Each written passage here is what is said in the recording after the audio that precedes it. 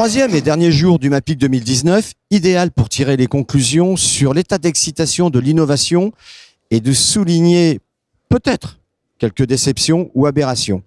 Bonjour Charles. Bonjour Olivier. Tu es responsable de l'innovation forum du MAPIC. Effectivement, c'est bien résumé.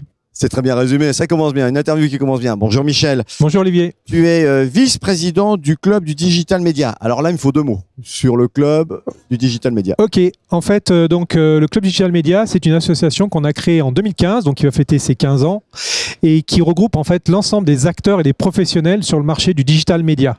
Donc ça regroupe effectivement tous les secteurs d'activité, aussi bien la partie construction d'écran, édition logicielle, les intégrateurs, les agences de com, finalement tous les acteurs qui sont nécessaires pour réussir un projet de Digital Media.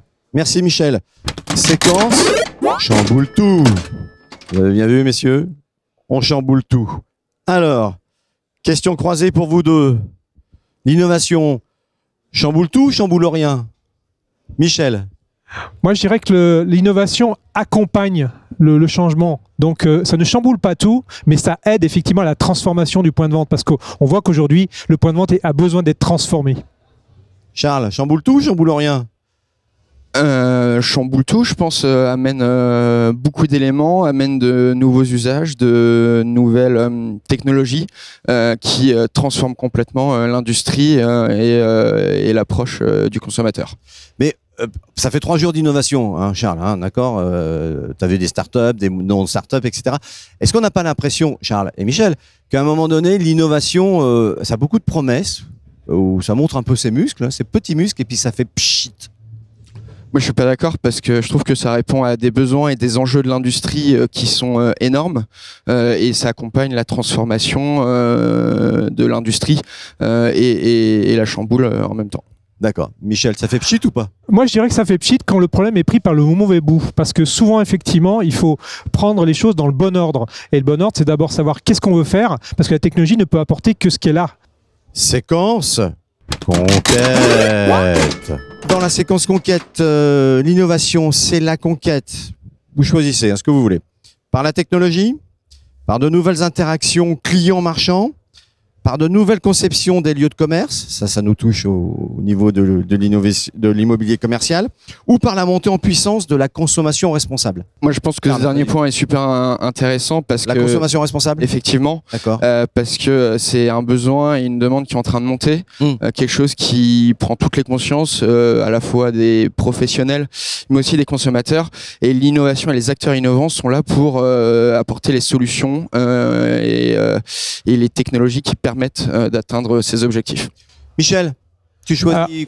Moi, je dirais un peu de tout.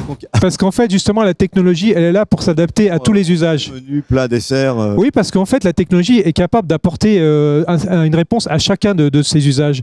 Donc, ce qui est important, c'est de partir effectivement de l'usage, de ce que vont en faire. Alors, il y a plein de sujets. Le point de vente est un endroit qui est en train de se transformer, mais c'est un endroit qui est super stratégique. Aujourd'hui, la dernière étude de Ipsos a montré que 9 consommateurs sur 10 prennent une partie de leurs décisions sur place. Alors la technologie va peut-être permettre à de nouveaux entrants d'intégrer les centres commerciaux? Je pense que oui, effectivement, c'est le cas et c'est ce qu'on voit. On a de plus en plus de nouveaux acteurs et de nouvelles occupations, notamment dans les espaces commerciaux.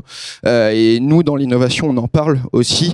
Tout ce qui est coworking, co-living, aussi des nouveaux types de produits et de retail. Donc de nouveaux services. De nouveaux services, exactement. Séquence vision. Messieurs, pour terminer cette cordée, vision.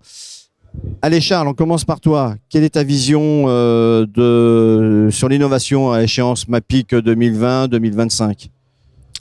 Je pense qu'on va voir pas mal de nouveautés, notamment sur cet accompagnement de la transition vers du plus... Donc un renouvellement d'offres? Exactement, et sur le côté environnemental et l'impact socio-économique aussi du retail et de l'industrie, qui est effectivement une poussée, une montée. Je pense qu'on verra plus d'acteurs de ce côté-là. Et après, à long terme, il y a plein de technologies et plein de choses hyper intéressantes qui vont accompagner les professionnels de l'immobilier comme les retailers à se transformer, à évoluer pour repenser leur modèle et comment ils adressent leur marché. Michel, vision MAPIC, innovation, échéance MAPIC 2020-2025. Alors, on va avoir d'une part une accélération forte parce qu'aujourd'hui, un certain nombre d'entreprises, de marques et de foncières ont acquis de l'expérience. Et donc, ils savent ce qui marche et ce qui ne marche pas. Donc, on va avoir une accélération sur les transformations digitales qui marchent. Et à l'inverse, effectivement, on va sentir qu'il va y avoir une décélération très rapide sur des choses qui ne marchent pas, sur des technologies qui ne marchent pas. Et donc, ça, c'est plutôt intéressant, je pense, pour les professionnels et les consommateurs. Merci à vous deux. Merci Olivier. Merci Olivier. Ce qui est intéressant, c'est qu'en fait, nos deux invités sont en train de nous dire que finalement, au cœur de l'innovation, on trouvera enfin l'efficience parce que s'éliminera d'elle-même l'innovation qui ne fonctionne pas et puis il y aura sans doute une nouvelle offre. Mais ce que je voudrais dire quand même, mais quand mettra-t-on enfin le client final et l'utilisateur au cœur de nos projets d'innovation ? À bientôt.